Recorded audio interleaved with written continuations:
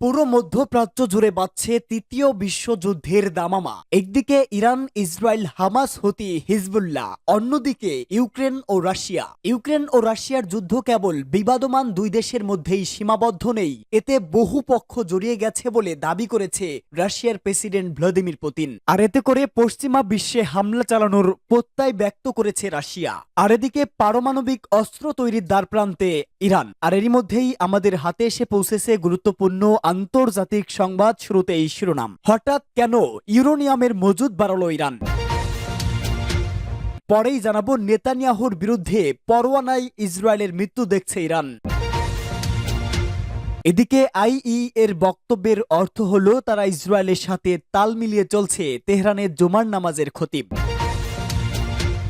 এরপরেই জানাবো তৃতীয় বিশ্বযুদ্ধ শুরু হয়ে গেছে, সাবেক ইউক্রেনীয় সেনা প্রধানের মন্তব্য। এবং সর্বশেষ জানিয়ে দিব পশ্চিমা দেশগুলোতে হামলা চালাতে পিছপা হবে না রাশিয়া, কঠিন হুঁশিয়ারি পুতিনের। এতক্ষণ শুনছিলেন সংবাদ শিরোনাম, এবারে বিস্তারিত। তবে তার আগে প্রতিদিনের আপডেট আন্তর্জাতিক সংবাদ সবার আগে পেতে ভিডিওটিতে একটি লাইক দিয়ে চ্যানেলটি সাবস্ক্রাইব করার অনুরোধ রইল। ইরান পরমাণু বোমা তৈরির জন্য প্রয়োজনীয় গুরুত্বপূর্ণ ইউরেনিয়ামের মজুদ ব্যাপকভাবে বাড়িয়েছে, যা দেশটিতে পরমাণু অস্ত্র তৈরির দোরগোড়ায় নিয়ে এসেছে।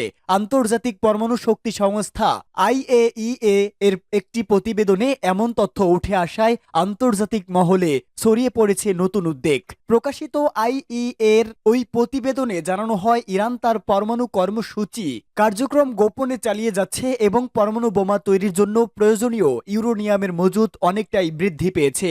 এই তথ্য ইরান এবং ইসরায়েলের মধ্যে চলমান উত্তেজনা আরও বাড়িয়ে দিয়েছে, বিশেষ করে এমন সময় যখন মধ্যপ্রাচ্যের বিভিন্ন রাজনৈতিক সংকট সৃষ্টি হয়েছে। প্রতিবেদনটিতে আরও উল্লেখ করা হয়, ইরান প্রায় 60% বিশুদ্ধ ইউরেনিয়াম মজুত করেছে, যা পরমাণু বোমা তৈরির জন্য খুবই গুরুত্বপূর্ণ।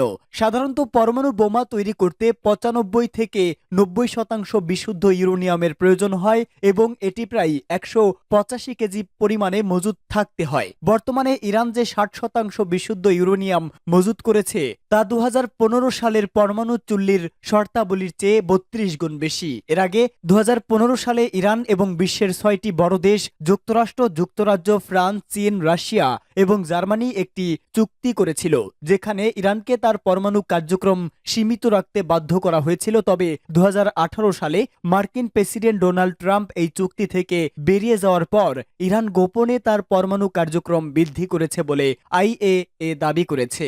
IAEA এর প্রধান রাফায়েল গ্রোসি সম্প্রতি ইরান সফর করেছেন। তার সফরের পরই ইরান তার ইউরেনিয়ামের মজুত নিয়ে আরও সতর্ক হয়ে উঠেছে এবং পশ্চিমা দেশগুলোর উদ্বেগের মুখে পড়েছে।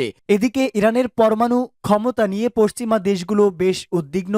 অক্টোবর মাসে ইরান ইসরায়েল সংঘর্ষের পর ফ্রান্স, জার্মানি এবং যুক্তরাজ্য ইরানের ইউরেনিয়ামের মজুদ সম্পর্কে সতর্কতা জানিয়েছে। ইরান যদি পরমাণু বোমা তৈরি করতে সক্ষম হয়, তাহলে তা পুরো বিশ্ব নিরাপত্তা ভারসাম্যের জন্য একটি বড় হুমকি হয়ে উঠতে পারে। তবে ইরান এসব সতর্কতাকে কূটনৈতিকভাবে মোকাবেলা করার জন্য দাবি করেছে। তাদের পরমাণু কার্যক্রম শান্তিপূর্ণ উদ্দেশ্য এবং এটি আন্তর্জাতিক আইনের মধ্য থেকেই করা হচ্ছে। নেতানিয়াহুর বিরুদ্ধে গ্রেপ্তারি পরোয়ানায় ইসরায়েলের মৃত্যু দেখছে ইরান। ইসরায়েলের প্রধানমন্ত্রী বেনিয়ামিন নেতানিয়াহু এবং সাবেক প্রতিরক্ষা মন্ত্রীর বিরুদ্ধে আন্তর্জাতিক অপরাধ আদালতের জারি করা গ্রেপ্তারি পরোয়ানাকে ইসরায়েলের শেষ এবং রাজনৈতিক মৃত্যু হিসাবে অভিহিত করেছে ইরান। ইরানের বিপ্লবী গার্ড বাহিনী IRGCর প্রধান জেনারেল হোসাইন সালামি এক বক্তৃতায় এই মন্তব্য করেছেন। রাষ্ট্রীয় টেলিভিশনে প্রচারিত বক্তৃতায় বিপ্লবী গার্ডের এই প্রধান বলেছেন, ICCর পরোয়ানার অর্থ ইহুদিবাদী ইসরায়েল রাষ্ট্রের অবসান এবং রাজনৈতিক মৃত্যু।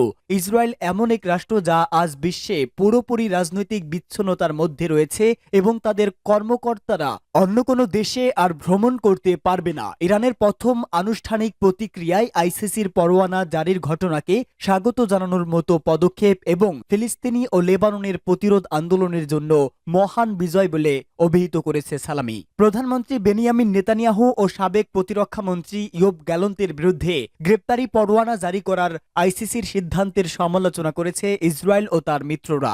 একই দিনে ফিলিস্তিনের গাজা উপত্যকার ক্ষমতাসীন শাসক গোষ্ঠী হামাসের সামরিক শাখার প্রধান মোহাম্মদ দেইফের বিরুদ্ধেও গ্রেপ্তারি পরোয়ানা জারি করেছে হেগের এই আদালত। গাজা উপত্যকায় হামাসের বিরুদ্ধে ইসরায়েলের চলমান যুদ্ধে মানবতা বিরোধী অপরাধ বলে নেতানিয়াহু ও গ্যালন্তের বিরুদ্ধে গ্রেপ্তারি পরোয়ানা জারি করেছে আইসিসি। গত বছরের 7 অক্টোবর ফিলিস্তিনি স্বাধীনতাকামী গোষ্ঠী হামাসের সদস্যদের ইসরায়েলে ঢুকে হামলা চালানোর ঘটনায় সেই দিনই গাজায় যুদ্ধ শুরু করে ইসরায়েল। আইসিসির এমন পদক্ষেপ ইসরায়েলের প্রধানমন্ত্রী বেনিয়ামিন নেতানিয়াহুর গতিবিধিকে কার্যত সীমিত করে ফেলবে, কারণ আন্তর্জাতিক এই আদালতের 124টি সদস্য রাষ্ট্রের যে কেউ তাদের ভূখণ্ড থেকে নেতানিয়াহুকে গ্রেপ্তার করতে বাধ্য।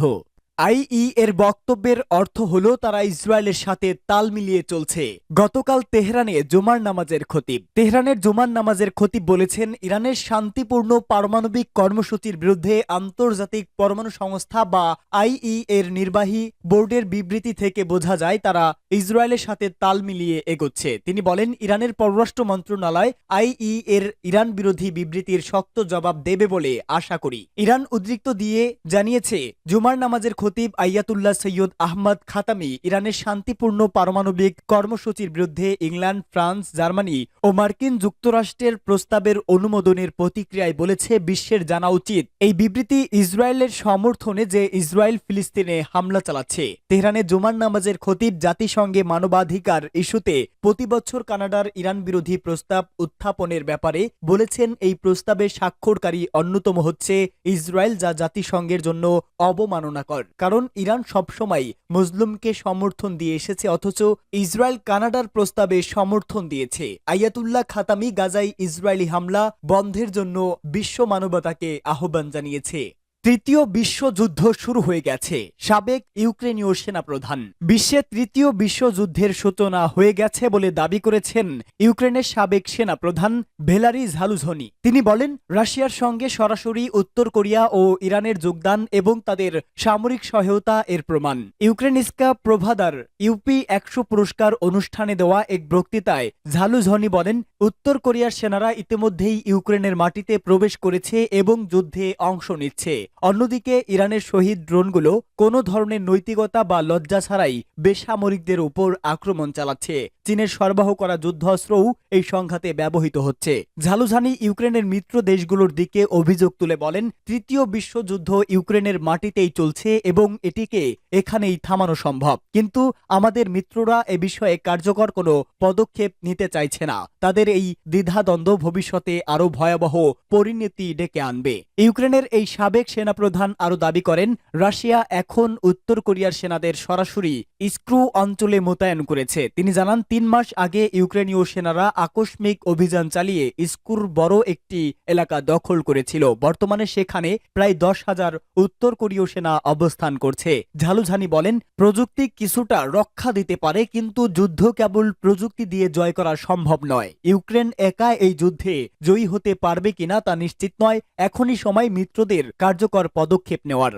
পশ্চিমা দেশগুলোতে হামলা চালাতে পিছপা হবে না রাশিয়া, মন্তব্য পুতিনের। ইউক্রেন যুদ্ধ পরিস্থিতি ক্রমশই জটিল রূপ ধারণ করছে। এই যুদ্ধ কেবল বিবদমান দুই দেশের মধ্যেই সীমাবদ্ধ নেই, এতে যুক্তরাষ্ট্র ও ইউরোপের বহু পক্ষ জড়িয়ে পড়েছে। এমন পরিস্থিতিতে ইউক্রেন যুদ্ধের মধ্যে বৈশ্বিক যুদ্ধের বৈশিষ্ট্যই দেখছেন রুশ প্রেসিডেন্ট ভ্লাদিমির পুতিন। তিনি হুঁশিয়ারি দিয়েছেন, দরকার হলে পশ্চিমা দেশগুলোতে হামলা চালাতেও পিছপা হবেন না তিনি। পশ্চিমাদের কাছ থেকে পাওয়া দূরপাল্লার ক্ষেপণাস্ত্র দিয়ে গত মঙ্গল ও বুধবার রাশিয়ার ভূখণ্ডে হামলা চালায় ইউক্রেন। পাল্টা জবাবে ইউক্রেনের নিপ্রো এলাকায় নতুন এক ধরনের ক্ষেপণাস্ত্র দিয়ে হামলা চালায় রাশিয়া। ইউক্রেন দাবি করেছিল আন্তঃমহাদেশীয় ব্যালিস্টিক ক্ষেপণাস্ত্র আইসিবিএম দিয়ে হামলা করেছে রাশিয়া, তবে মস্কো জানিয়েছে সেটি নতুন প্রজন্মের হাইপারসোনিক ক্ষেপণাস্ত্র।